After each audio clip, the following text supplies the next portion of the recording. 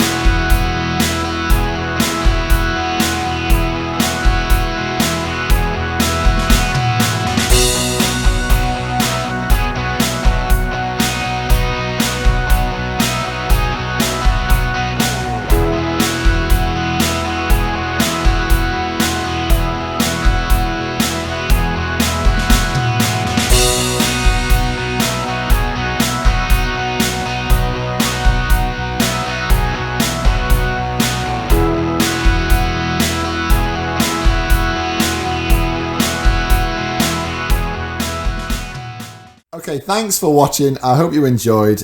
Please stick around on this journey of the Everything Guide to Learning Guitar. Check out my website for loads more learning resources, and we'll see you next time, boys and girls. Bye-bye.